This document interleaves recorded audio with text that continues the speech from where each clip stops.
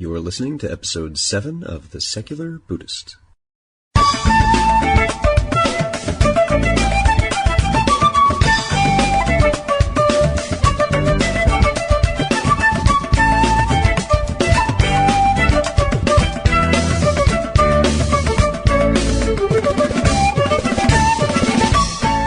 Hi everyone.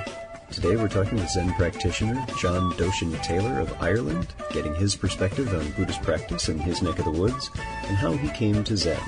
So sit back, relax, and have a nice fair trade coffee from Mexico.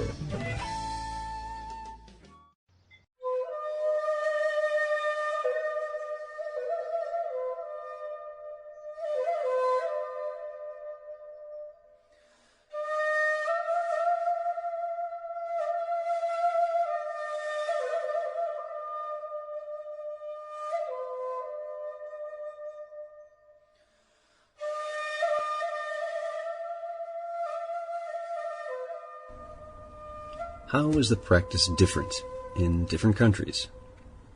And what are the challenges that others face in their day-to-day practice of meditation? John Taylor has been involved in Zen practice for about 6 years, but has been a student of philosophy for many years prior to that. He is currently living in Northern Ireland and tells us about how he came to Buddhism, what it's like for practitioners in his area, and provide some insight to challenges many of us face in finding a group to meditate with. And we're speaking with John Taylor from Belfast, Ireland. Good afternoon. How are you today? I'm fine, thanks. I actually live in a small town called Carrickfergus, about 10 miles north of Belfast. Oh, okay. All right. Although I was brought up in Belfast. So you've lived there your whole life?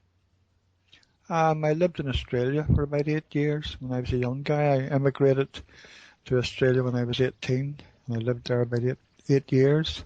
I came back here for a holiday and never got round to going back again. So it's a very good extended holiday. Yeah. Well, it was a cheap way to see the world in those days because they paid your fare and everything. Yeah. Yeah. So what we're talking about today is how people in various places, the different backgrounds, come to have a Buddhist practice. And you're practicing in the Zen tradition, is that correct? Yeah. I came to Buddhism from philosophy. I was doing a philosophy degree. And one of the modules we studied was about a thing called personal identity. Mm-hmm. Which is actually another way of saying no self, the no self idea in Buddhism. So that got me interested in. Actually, one of the books I read by a guy called Derek Parfit, a book called Reasons and Persons. It turned out that he was a Buddhist. But I studied the arguments for and against the idea of having a personal identity or having something that never changes all through your life. And I came to the conclusion that there was no such identity, and I found that this idea was in Buddhism. So I started reading up on Buddhism. So that's how I got interested. This is about 6-7 years ago. Now, what were some of the things that you said you did some reading on Buddhism? Do you remember what some of the things that you read were? Yes, I remember exactly. The first, I went to Amazon and I put in Buddhism simple. So it came up with Steve Hagen's book, Buddhism Plain and Simple. Yep. Which was quite good. And then I read another one called Everyday Zen, Yoko Beck. Yeah, Charlotte Joko Beck. I have that, yes. Yeah. Which I also found a very good book, although quite a difficult book. So then I started on I decided I'd start a meditation practice. So I started sitting for like everyone, I found it quite difficult to sit for more than about 10 minutes. Yes. But I gradually extended out to about half an hour per day. And after I'd been doing that for about 6 months, I decided it would be nice to meet with other people, So I found there was a Zen center in Belfast. But unfortunately, because I'm disabled, I'm in a wheelchair. I've got muscular dystrophy. The local Zen center is not accessible to me because you have to go up a flight of steps. Yeah. So that is still the same way. I tried to join that about 5, 6 years ago, and I still haven't been able to join that center. Mm. Now, are there any? I know in the States we have the Americans with Disabilities Act, where access Yeah, is it's required yeah. so that people aren't Oh yes, yes. marginalized. Yeah. Well, I don't know. I point this out to them every now and then. It's actually illegal. It's illegal to discriminate against disabled people by Yep. not granting them access. Oh yeah, they have the same.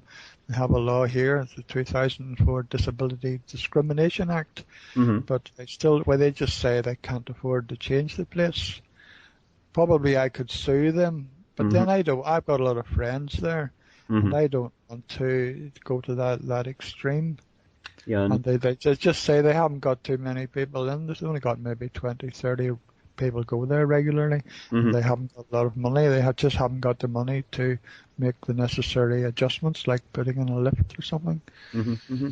So anyway, I joined a group, which is a mindfulness meditation group, Hmm. and this is in a place that is accessible. So I've been going there I went there as an alternative. It isn't Zen, but we go there once a week and meditate.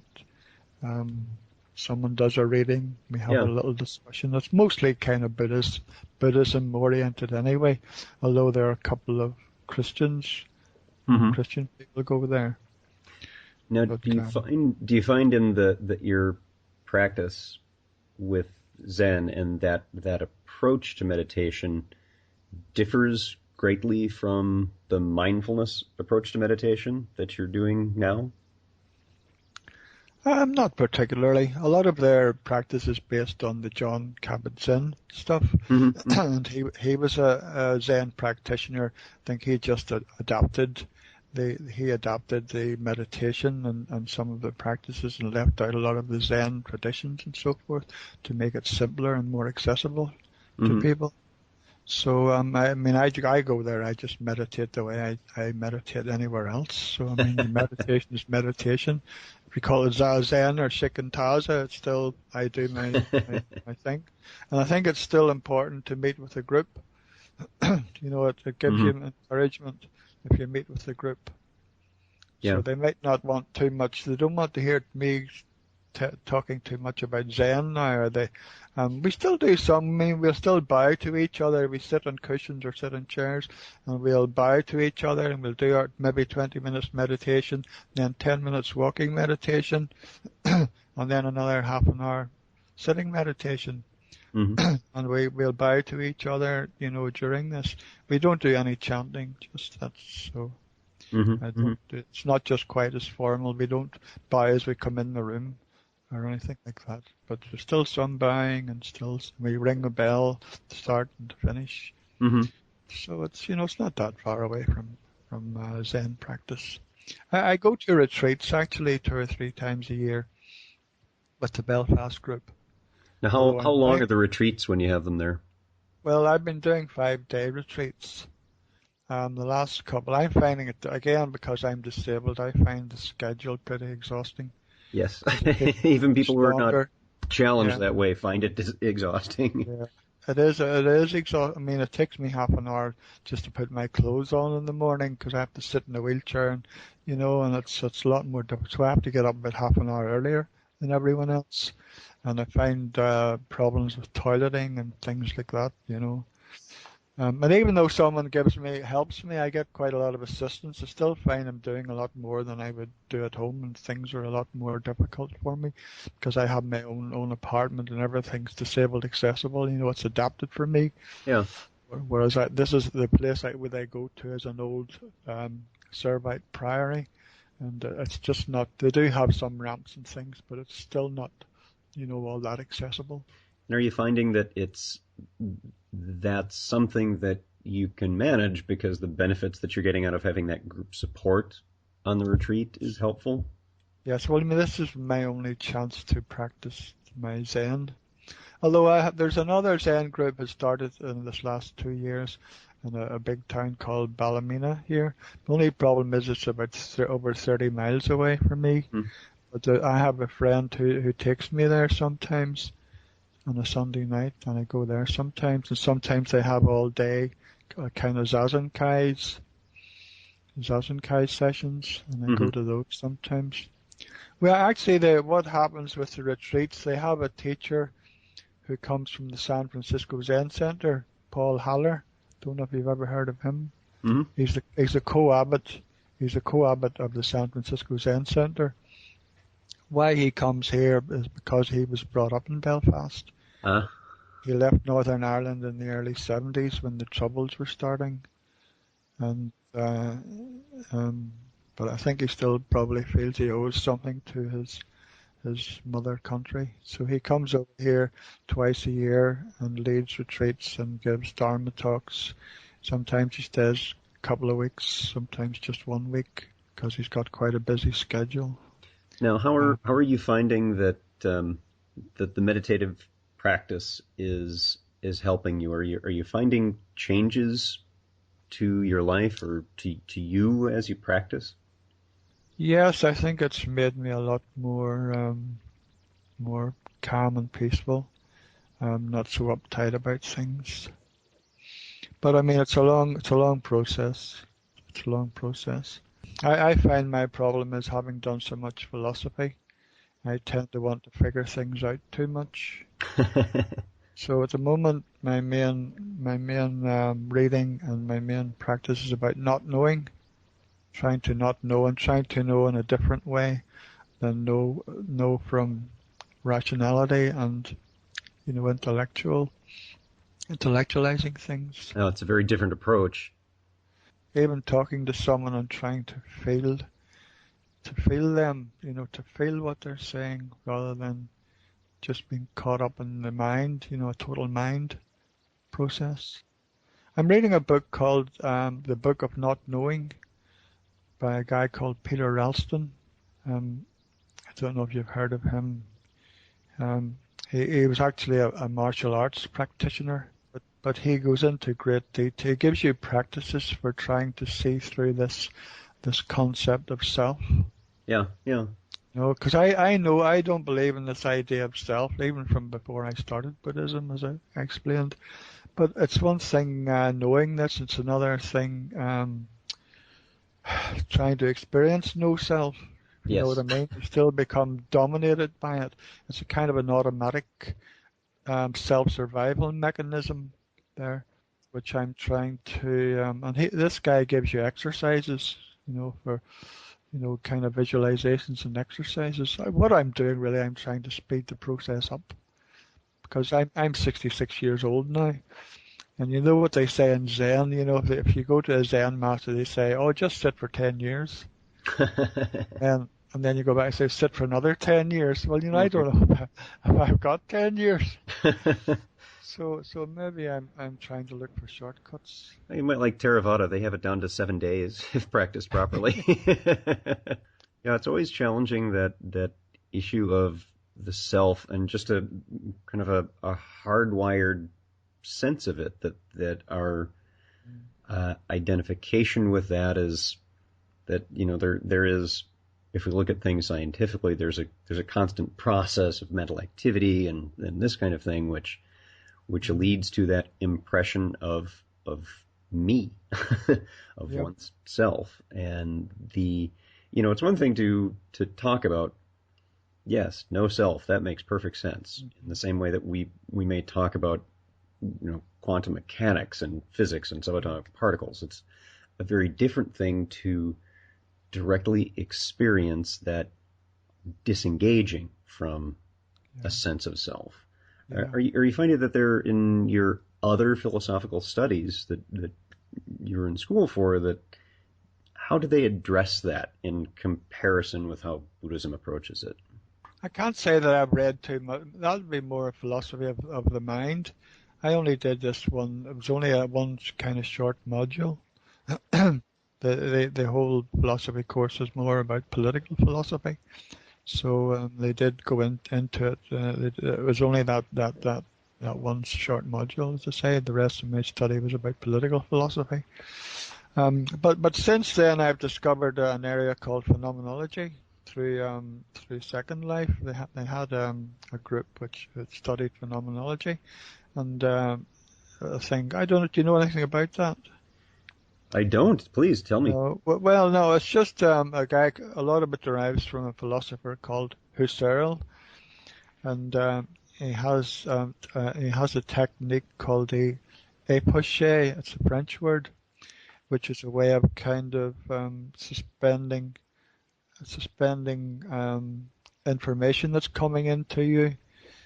You know, kind of putting your perceptions on hold. It's quite a complicated thing, but it actually I had kind of grown a bit disillusioned with philosophy because of all this rational business and all the assumptions, and they always seem to make a foundational assumption somewhere. Yes. And Yes, we start it's with all the premise. this. Yeah, I start with a foundational premise, and even the premises themselves they build on each other. I mean, you could prove anything actually, because there's some little flaw in one of the premises somewhere, or the starting assumption was wrong. And I'd grown a bit disillusioned with that, with philosophy as far as that goes. Maybe that's one of the reasons I was looking for something else, and I got into Zen Buddhism. But phenomenology is starting to make me, maybe get back into that area again. I mean, we do need rational thought, um, but No, we yeah, do. It's one of those aspects to any kind of growing bhavana and yeah, Pali is that we do need to hear a teaching, listen to a teaching, take it and mull it in our minds, and start putting it into practice. And there's yeah, the other side of actual in this path of meditation and the Eightfold Path. And there's one of the challenges that some people have expressed in some centers, not even necessarily specific traditions, but in some centers, is that there's the just sit, and there isn't a lot of guidance as to no, what you're doing when you sit. And we find that here, take a look at the middle length discourses or any of the books you've mentioned here, and yeah, Steve Hagen's book, for example, Buddhism Plain and Simple, and that provides the map. And until that point, they've kind of felt like they've been dropped in the middle of a forest with no map and no compass and no idea of what to do. Just sitting is a pretty big concept. So do you yeah. find it challenging sometimes to incorporate the mental activity of what you've learned and kind of letting that go when you're in your meditation? Yeah, I quite like meditation. I think some people find meditation difficult, but I never have any problem with the meditation. The only problem is I think too much when I'm doing it. uh, I but think you'll get nothing but sympathy from everyone listening to this podcast on yeah, that. well, I don't know. Some people can just kind of sit there, and or so they tell me anyway, and have these blissful feelings. I'd never get too many experiences, I must admit. I kind of feel envious of people who feel everything drop away, and they tell me about these marvelous experiences they have. But I don't really have too much of that. And maybe I have some kind of realizations sometimes about things, but on the experiential level, I don't have very much, I must admit. The other thing that worries me is I tend to read so much and read so widely, you know. Not just Zen, I would read Theravada stuff and Tibetan stuff. But my teacher, I still talk. I talk to the teacher by phone every month or two, and he kind of tells me, well, yeah, but it's okay to read Tibetan stuff or read Pema Chodron, for instance. Yes, yes. But you've got to kind of weigh it up. What do you think of that? I mean, some of the mystical aspects of Tibetan Buddhism, I wouldn't be too happy about. Things like bardos and even reincarnation, I'm not all that keen on, because I don't think you can never prove that one way or the other, and it's not very important to me. I think it's important that you live with what's happening here and now, regardless of what's going to happen to you when you die. Yeah, we were having a chat just last night, and you'd mentioned Second Life, and Yes. we had a talk last night, and the topic was on faith and what we mean that in particular, not simply as Buddhists, but as with that audience, secular, skeptical Buddhists, Yes. Yes. and how what we'd found in doing some of the research for the talk is that when faith is mentioned in the Pali Canon, it Yeah. usually is faith in the Buddha. So most of the time it's just used as a word. Have faith in the Buddha in the practice. But Yeah. when there are a few suttas which actually talk about what they mean by faith, and in every one of those Yeah. instances, bar none, it has to do with from your own investigation and your own experience Yeah. that faith comes. So it has that meaning of confidence of knowing, not from just an acceptance whole Yeah. without any chewing without any chewing on it.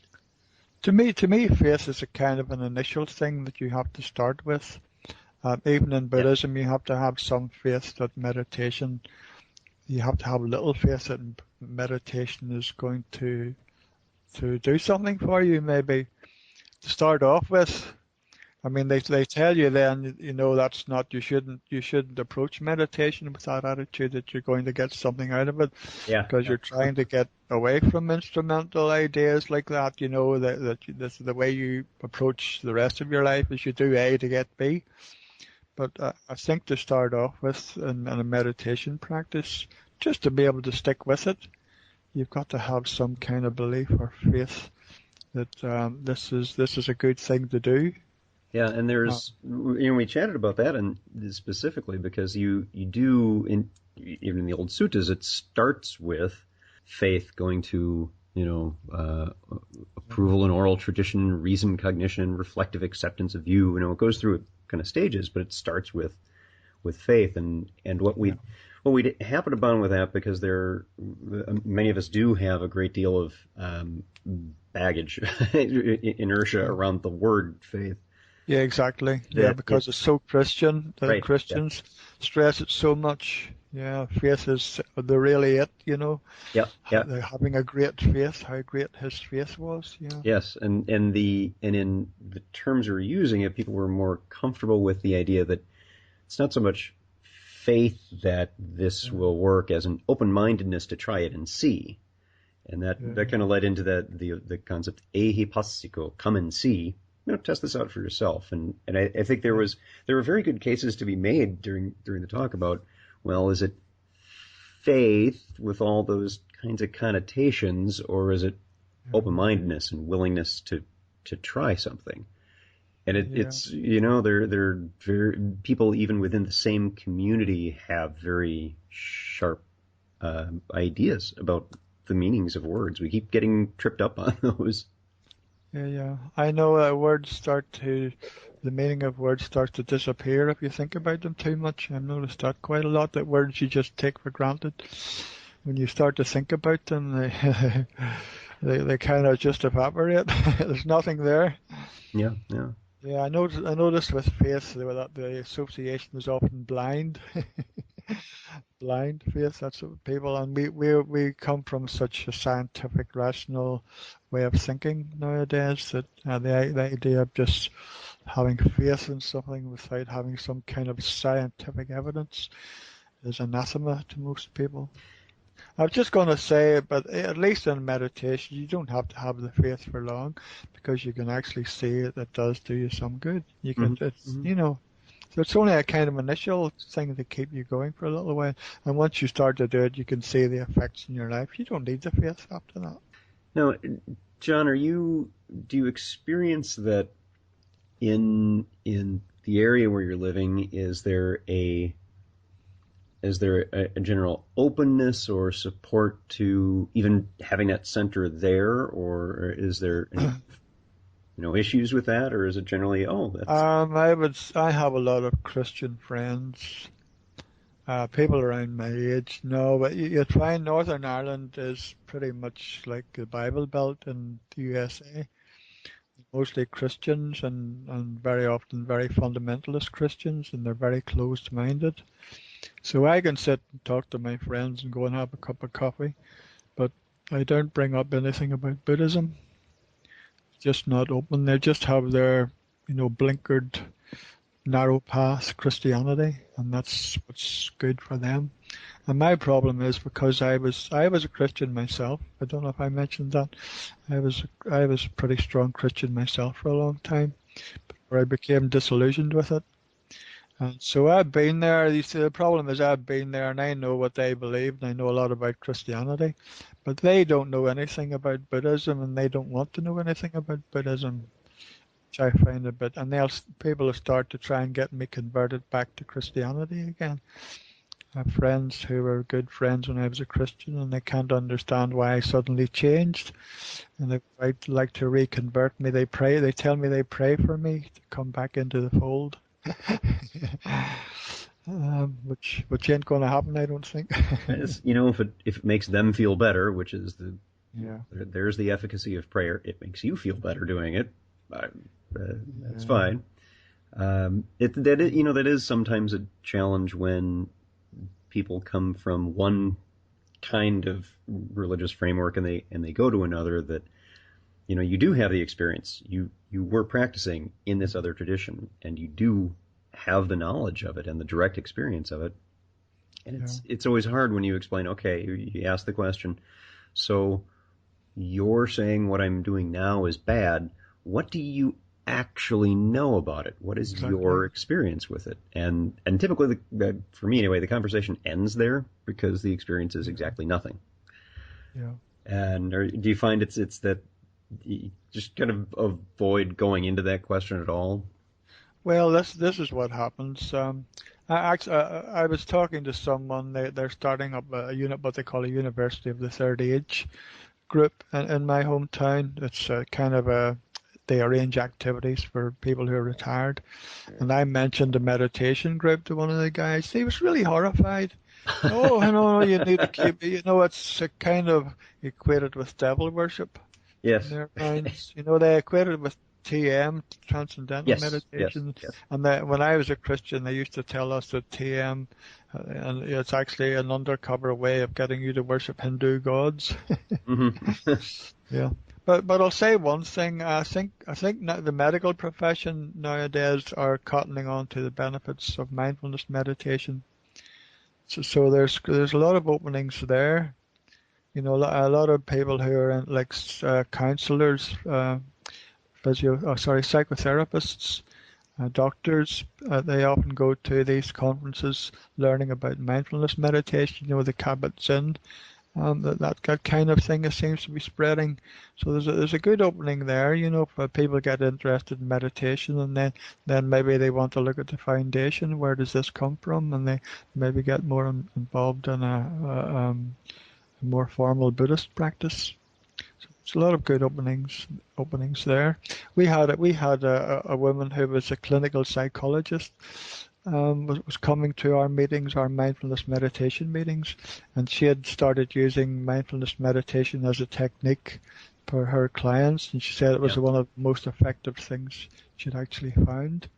A friend of mine is a therapist here and was describing what is called narrative therapy, which, and I'll apologize in advance for butchering the concept, but basically based in the concepts of really Buddhism, there's a separation, a teasing out of the actions versus the person themselves. Because in traditional therapy, it's very much an identity, a self-based thing. It is you, the person who's done whatever it is that's getting you into therapy, and this kind of separates it out, as we do in meditation, where we observe that these are just thoughts. It's not me. These are just stories you tell yourself. Yes, exactly. Yes. Yeah. CBT's a lot about that, isn't it? About replacing the stories you tell yourself with better stories. I'm much taller in my stories. because most of us tend to criticize us, tell ourselves bad stories about ourselves.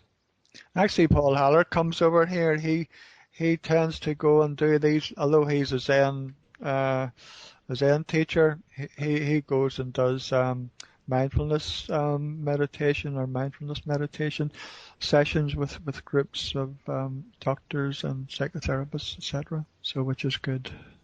Now, do you find that with the challenges that you have with just getting to and from retreat centers, are you finding that it's helpful to have the online community? Yes, yes. I was hoping you would say that. I find I get, well, first of all, I joined an online community by a guy called John Cohen, who's an American guy who lives in Japan. He's a Soto Zen priest, and I got a lot of help from that. It's just more a kind of discussion board kind of thing, but he also gives a little talk every day, a little Zen talk every day. He actually gets as far as running Jukai ceremonies and Oh, and people taking the precepts. He's done this a couple of times, I think, and he's taught them how to sew their own rakusus and everything yeah, yeah. using videos and giving them Japanese. Oh yeah, the whole process online. You can actually do Jukai online and take the precepts online, which I thought was really great.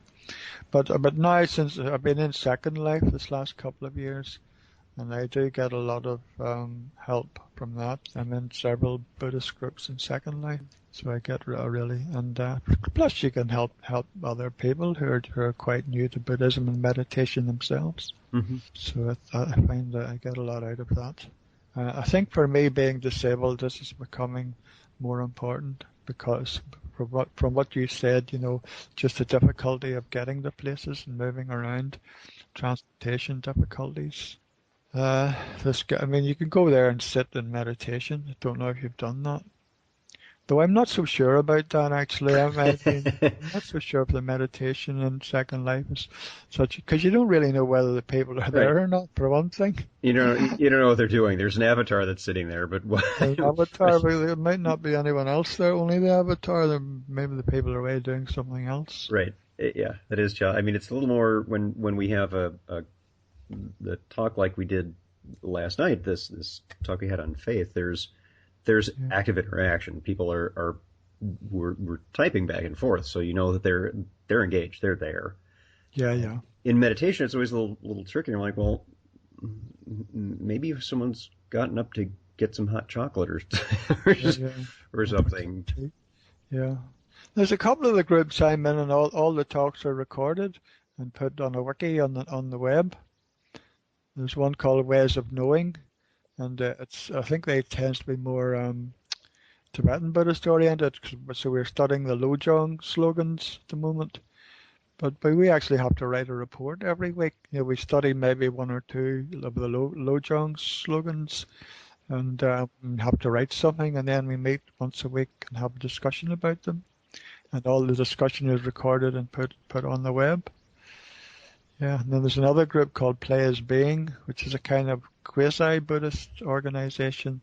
They don't really, a lot of them are Buddhist practitioners, but they just have a kind of thing where every 15 minutes you stop and come back to your awareness. This is during all your life, your everyday life. They don't have any meditation sessions or anything like that. You sit and talk and have chats. I would talk about anything really, but a lot of it is spiritually oriented. And trying to get this idea of being, that at the center there's just being. It's actually quite good for people who don't know, who are quite new to Buddhism and meditation, because sometimes the religious aspects put people off. Yes, yeah, yeah. I know a lot of people in Northern Ireland, they start to do the chants, they think that's awful. They start doing something, start real Japanese chant. Yeah, it's interesting. Some people really take to the chanting right away and really like that, and Yeah, I sometimes quite like they're it. coming to this as an approach that they got into this through a cultural interest. They're interested in Japanese culture or something, and that's what got them there. Yeah, And others for whom it makes it a more of a barrier to their learning and practice. that the religious trappings are either through having a very strong tradition that they're already in, whether it's Christianity or Judaism or whatever they're in, or just religious trappings themselves. If they're a more atheist-based person, they're going to have some issues with that, and that chases away from a really good teaching and a practice that is independent of any dogmatic expression of belief. The only thing I worry about nowadays, there seems to be an kind of thing that Buddhist teaching has to be provable scientifically. Some of the science has to be kind of, it has to make sense in a scientific sense. That's the only thing that worries me with too much of a secular approach, that you're throwing out quite a lot of the old traditions as well, and maybe they're all part of. They're all part of Zen, for instance. If you throw all of those out, and just cut it right down, you might be losing something somewhere. Yeah, that's one of the other podcasters said. Have a link to this on the page for this interview, along with all the books and all the references we've been talking about.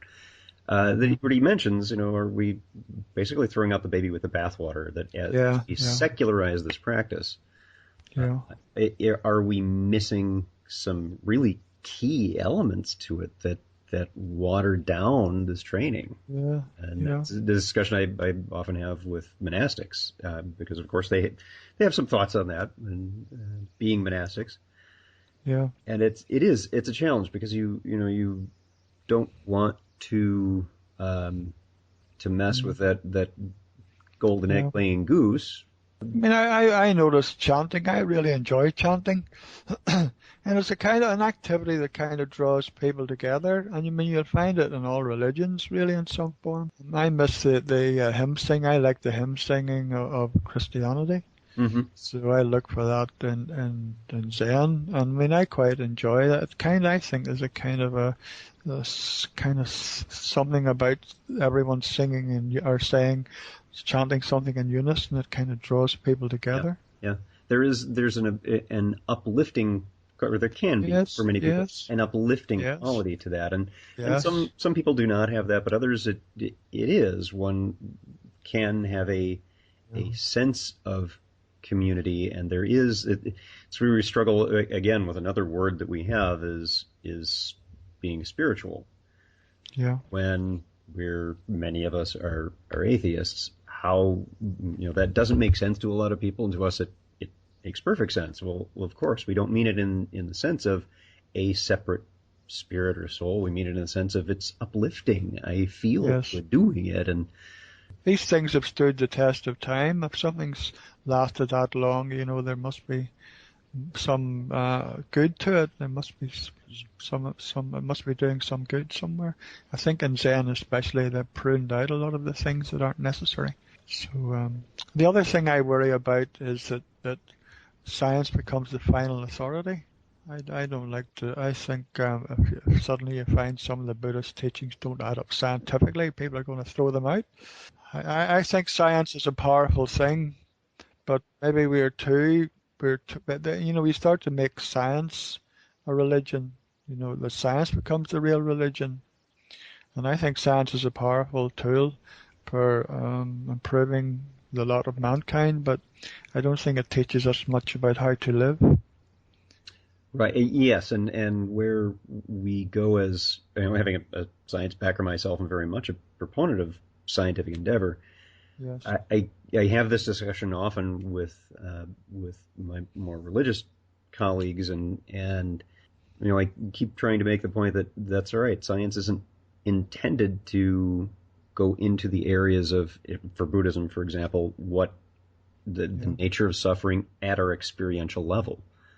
And that's where I think it's the concept of non-overlapping magisteria is the idea that these are the science and the religious topics and what they deal with they're different things. And that will be a talk on its own. John, thank you so much for being here. We appreciate your time this afternoon. No problem. And I'll talk to you later. Okay, bye.